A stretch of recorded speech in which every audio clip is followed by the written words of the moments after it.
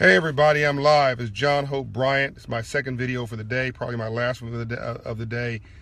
Started with the breakfast meeting at the White House, then went to the Independent Community Bankers Association. Now I'm meeting with the Department of Commerce, the next meeting up, then going to one of my Hope Inside location. This is one of those provocative topics that, and Janae Roscoe, my government relations chief, is in the back seat. Say, wave, Janae. She worked with President Clinton in the second term in charge of public liaison for African-American community in the White House. It actually was the youngest person ever to speak at the Democratic National Convention. Truly, at that time, truly brilliant. Look her up. She's quite a gold mine. Okay, if you're signing in, please put your comments below. I will respond personally. Either in real time or I'll respond when I finish. Okay, so what's wrong with black folks' politics? I know this one's going to be quite provocative. There's nothing wrong with our politics except for everything. They're completely backwards. And hello, folks who are signing on. Successful Stevens signing on, and I see 10 other people just signing on. There's a lot of folks signing on at the same time. Put your comments below. I'll respond. John Hope Bryant, founder, chairman, for the record, chairman, founder, and CEO of Operation Hope, author of How the Poor Can Save Capitalism, Love Leadership, the book, launching this new movement of civil rights. So this is the Straight Talk series on civil rights. That's what this series is about. More than 1,200,000 views to date. It's live, it's me, it's unbossed, unbought, it's unrehearsed, it's just straight to you. Open source university of education and inspiration and aspiration. Okay, so what's wrong with black folks' politics? Everything. Now, this is not personal. I'm not attacking anybody. Don't say that John Bryant's going on assault with him. This is not personal. This is factual. Here's the facts. Black folks in America and black folks in Africa, the continent, are the only two races of people in the world, modern races of people in the modern political system, that created a political power base before we created an economic one. I'm going to let that sit in for a while. I was talking to my girl Mo Ivory, who's a radio personality here in DC, and she wants to do a radio broadcast just on this. I may be doing this on radio additionally tomorrow, but let me just repeat that.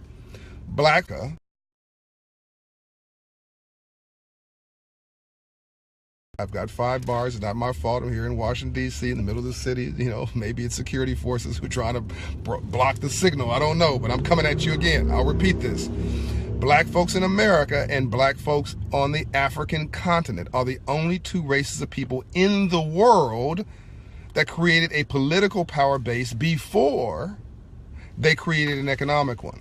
I want that to really set in with you. It affects everything. It affects, I mean, basically, we're broke, we're pissed, we're angry, or we're begging. It affects, what happens is it becomes ready, fire, aim.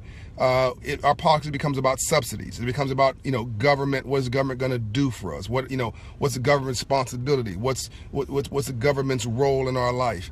And that's it's sort of backwards, right? And we don't finance our political candidates because we don't have the money, and we're not taxpayers in a city. Overwhelmingly, we don't own enough real estate. We don't own enough businesses. We don't have enough jobs, right? So we don't vote, which then creates a situation where you've got this entire population that's unrepresented and don't feel inspired to be engaged in the political system. So we can talk about all the moral aspects and social aspects of voting all we want. If you don't have a stake, you don't feel like a stakeholder. If you don't feel like a stakeholder, you don't vote. But more so, not being a stakeholder and not having an economic base first affects how you vote, affects what you vote on, affects your perception and your perspective on life and on the government's role in your life and how much power and sway they have about your life. Let me tell you where politics came from. Let's deal with it in America. Politics came from the agrarian age. This is where farmers had large plots of land, real estate holdings and others, and they created politics to protect their commercial interests. So first they created property, then they created politics, political power to protect their economic interests. I'll be really personal. Slavery. a lot of elected officials in Washington in the 1800s were from the southern states. And they weren't from the southern states because they just felt a wonderful appeal to public service, or because they felt this great need to serve their nation, to reconnect. They were in Washington. I'm gonna finish this video. It's a very important video. Those folks who came from the deep southern states in the 1800s were in Washington to protect their economic rear end. They were there because they were engaged in immoral acts of economic servitude and in immoral acts of capitalism, slavery, and they wanted to protect their economic interests and make sure the laws weren't passed to outlaw or to limit the business that they were in. And ultimately, the Civil War was about the North resisting and rejecting Southern economic domination, or really the South resisting Northern economic domination. And the modernization of the North had moved on to the industrial age, when the South was still stuck in the agrarian age, i.e. free labor and slavery. So the South was stuck in the agrarian age with slavery as its main economic force. Back then, railroads were worth $2.5 billion, but slaves were worth $4 billion. For those who watched the prior video and said that slavery wasn't about money, that I got it wrong, you need to tell them to watch this video. I may go back and put this comment in that video and get this straight. The most valuable asset in the early 1800s were railroads, we thought, in America. Railroads, the airlines of that day, were worth $2.5 billion, a lot of money at that day. But slave assets were worth $4 billion. Now, if you don't think somebody's going to war when you say they're going to remove slavery as an economic reality in their life, you are smoking something weird. So our politics in America and around the world came from our economic interests. But African Americans didn't have an economic interest, right?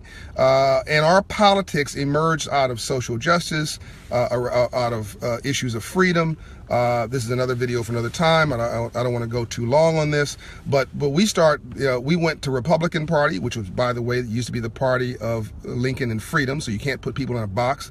Lincoln's party, which came out of the Whig Party, which imploded, which very much like the Republican Party is in some way imploding today, because of frictions inside the party. The progressive part of that became the modern Republican Party, which then elected Lincoln as its president, which then wanted slaves to be free and America to be renewed again.